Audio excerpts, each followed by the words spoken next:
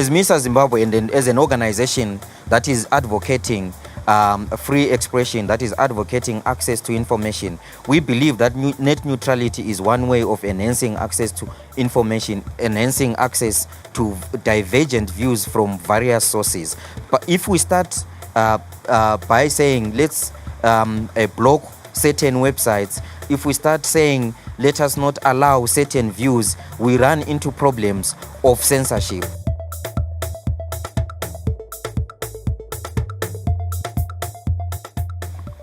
Internet is a public good. We believe indeed that internet is a necessity to the society. These are critical human right-related issues that this platform does provide, and we believe indeed that should be available and accessible to all communities. I'd like to refer us to two economic definitions around a public good. The first is that a public good is something on which no one makes a profit. Now that immediately presents us with a problem in the context within which we operate, in that in order to incentivize private organizations to build infrastructure, to roll out services, profit is the primary motivation, unlike maybe government institutions whose primary motivation is the social good. And so from that point of view, internet is a public good. At the moment, in our current situation and environment, probably wouldn't neatly fit into that definition. So I think with POTRAZ being there, the government also calling for us to deploy, let's not forget the profit motive. Here and there we do strategic considerations in terms of corporate social responsibility, but these have to be once-offs. We cannot sustain businesses by free.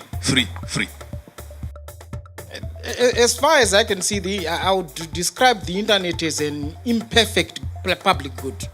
It's not really a perfect public good, mainly because it only meets one of the two characteristics.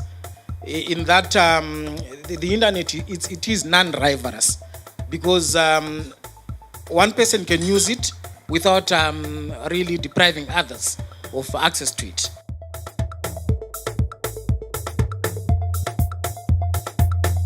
In rural areas, most of the times it's difficult to access Econet.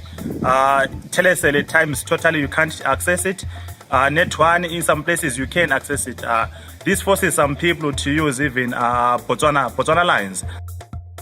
So what's been happening in other countries, and this speaks to what the government can do as well here in Zimbabwe, is the regulator subsidizes access in those areas. And then the issue of if I get to Matopo or Plumtree, the internet is slow.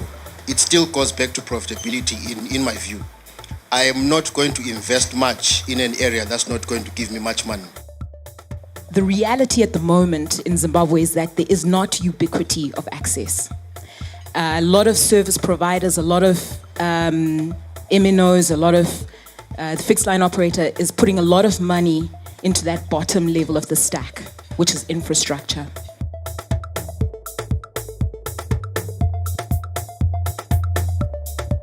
Facing a challenge with the browsing actually is very slow. We cannot access my emails during the day. You need to wake up maybe around 1 a.m.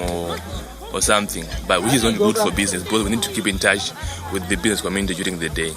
Threatening is a very dangerous word.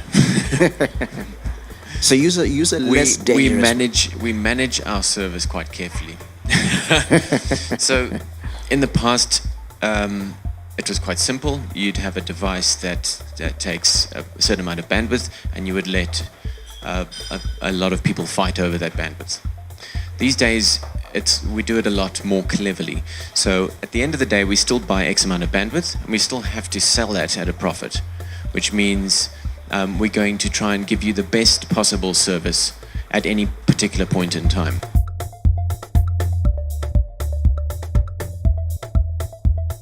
A lot of complaints in the past about our customers not understanding how things work. So we go to great effort to make sure that people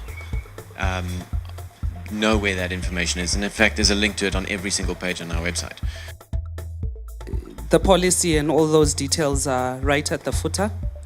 Very small text, never translated, not as booming as the adverts that you put up on the you know what services you have and the packages available. Is there, and the question is there a chance that you can go the extra mile so that we know what we're getting ourselves into?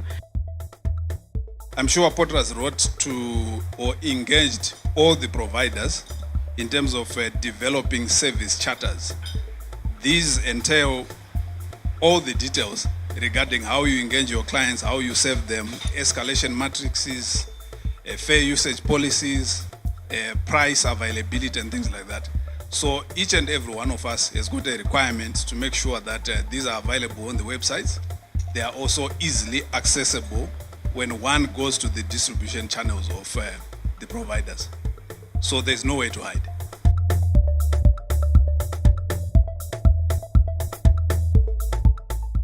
These guys are robbing us in daylight. First of all, they make us purchase my bundles, of which we use half of those bundles. Network connection yawo yakadakwa. Please reduce on your prices and make it be affordable because life yatakurarama yango yema social platforms. This is how we communicate nowadays. Everybody has to be able to afford it. Pane price 1 year Facebook, what price WhatsApp, I see internet muyese inodwe. Ipapo it's not fair. So apote chitokwadza wema networks on the other end, but on the other end chiri kutibatsira waisusu. Because hatikwanise kuti tikwanise nelevel yatira satakwanisa so ma-Wi-Fi mudzimba, phone ndoinge ndochinja tinokwanisa kushandisa kana zva internet. Data pricing is exclusionary to be kind. Getting a fixed broadband connection has prohibitive installation costs, firstly, and then the affordable packages are limited in usage. Yet the unlimited packages are so astronomically priced. So there is a delicate balancing where we look at issues of affordability, access, and in terms of viability of those organizations or institutions that deliver that content. So you would notice that there would be tendencies to then create certain packages that suits the pocket of each and every individual. Whether that doesn't augur well with the subject of net neutrality that we're discussing. Most of the complaints that are coming in are, look here, you say $1 for 10 megabytes. Cool. But then when on promotion, you then say $1 for 250 megabytes. That's fleecing us, don't you think? Especially if it's going to be a promotion that runs for 6 to 10 months a year. It means it's almost as if it's an indication that you can afford to simply say $1 for 250 megabytes. As the regulator, we've allowed some of these promotions to run for a long time. Why? Because when we did our cost studies in 2014, it was established that the cost of internet and data was actually higher than what our service providers were charging. So what we did then was to allow service providers to charge what they deemed appropriate. We left the price of internet and data to market forces, but subject to regulatory approval. It's a confirmation by the network operators that they are overcharging for data. Because the in-bundle rate is coming to as low as a cent, or in most circumstances, less than a cent. While the out-bundle rate is, which has been approved by POTRAZ, is around 7 cents, 6 cents per megabyte.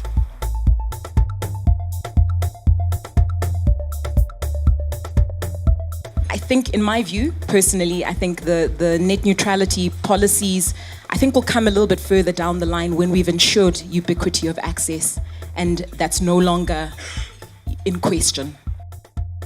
We cannot also run away from the fact that if you remove Facebook, if you remove Google, if you remove, there are like 5 services from the internet, it doesn't become something of value to the ordinary Zimbabwean or to the ordinary netizen, as you'd put it. So there has to be some laws that encourage these guys to bring investment, infrastructural investment in Zimbabwe, if by way of these cash servers, for example, or something that makes the service faster. I think the whole concept around infrastructure sharing is about lowering the cost of delivering service to the consumer.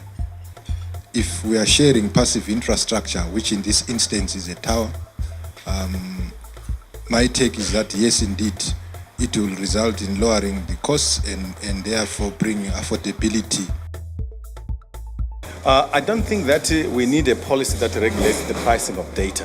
I think what we need is to encourage things that we are already working on, like infrastructure sharing. Because when you have infrastructure sharing, you don't have the costs that networks are incurring by each one building its own infrastructure, which it hardly uses a fraction of. It hardly uses maybe 50% of. We have, for instance, if you look at between Harare and Bulawayo, we have 3 fiber cables, but one will be able to service everybody who's going there. Now, what that means is that the investment that has gone into the 2 additional fiber cables is being paid for by the consumer. And when you go to these operators and say you can't charge this much, they'll say, no, we have to recover the cost that we sunk in establishing that. So therefore, a very clear policy on infrastructure sharing that encourages companies to share existing infrastructure and that encourages investments that are not lumped up in the same area, but divided around the country is more important than regulating. The problem with regulating is that you create secondary markets, you create black markets.